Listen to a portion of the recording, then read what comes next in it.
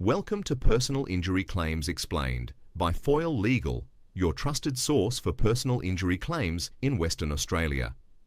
Each week, we simplify complex legal issues, from motor vehicle accidents to workplace injuries, so you can confidently navigate your rights and secure the compensation you deserve. All right, buckle up, everyone. We're diving headfirst into some Aussie car crash stats this week. We're talking road fatalities, dangerous roads, the whole shebang. You wanted to know which state takes the cake for the most dangerous ray? It's the question everyone's asking, isn't it? But digging through the data from Foyle Legal, the Australian Automobile Association, and the Australian Road Deaths Database, well, it's not that cut and dry. Wait, hold up a second. You're saying there's no clear winner. No single state takes the crown for most dangerous. I definitely had my guesses. It's tempting to think there's one big baddie, but the reality is it's a moving target. The numbers, they shift around each year, not just by a little bit, across every state and territory. But here's the real kicker. Get this. Road deaths in Australia, they're actually climbing, even with the national goal being to bring them down. Seriously? Increasing. You mean to tell me Aussie roads are getting more dangerous? Sadly, that's what we're seeing. The reports are showing a 3.2% jump in fatalities nationally.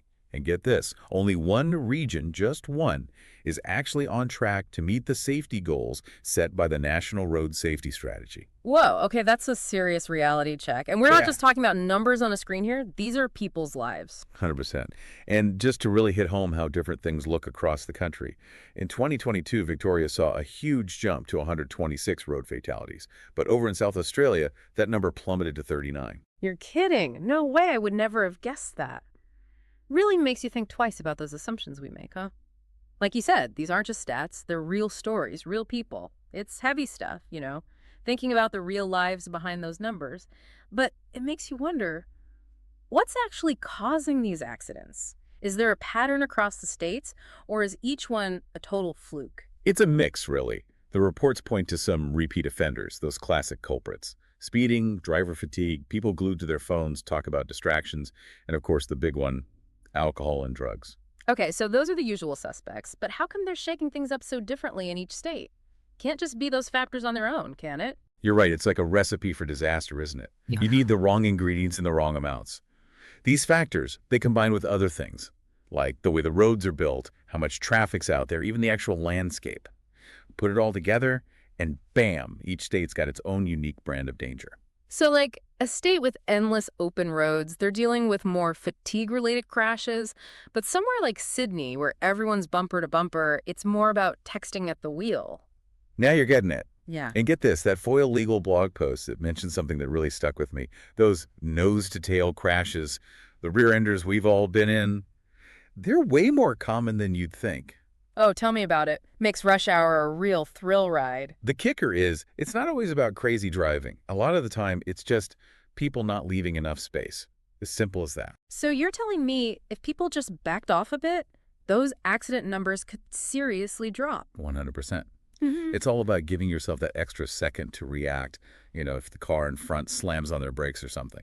Speaking of driver behavior, there was something pretty interesting in the research about young male drivers. All right, don't leave us hanging. What's the deal with young guys in driving? Is it just a cliche? Well, the data does seem to back it up, unfortunately. Statistically speaking, they are more prone to taking risks when they're behind the wheel.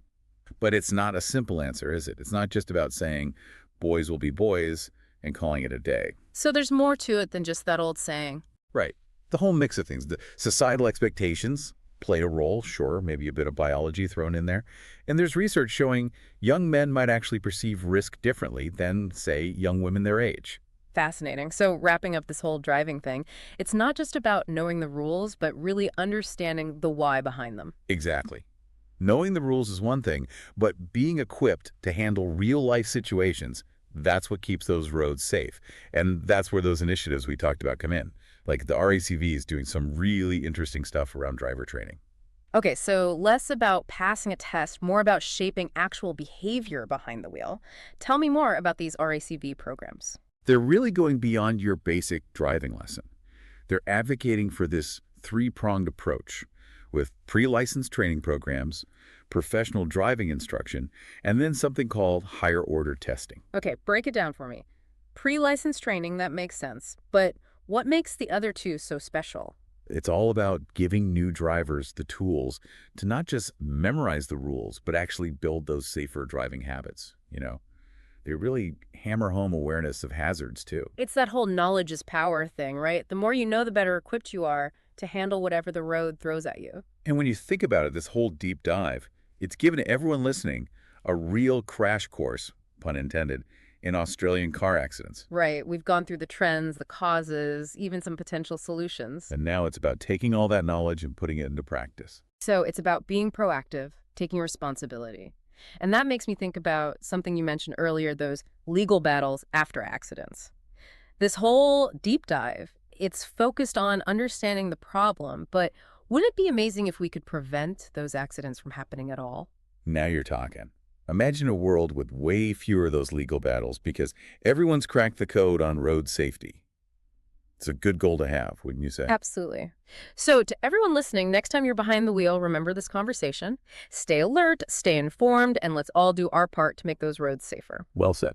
And on that note, we're hitting the brakes on this deep dive. Until next time, drive safe, everyone. Thanks for tuning in to Personal Injury Claims, explained by Foyle Legal. Remember, this podcast is for informational purposes and isn't legal advice. For advice specific to your situation, visit us at Foyle Legal. And don't forget to subscribe or leave a review.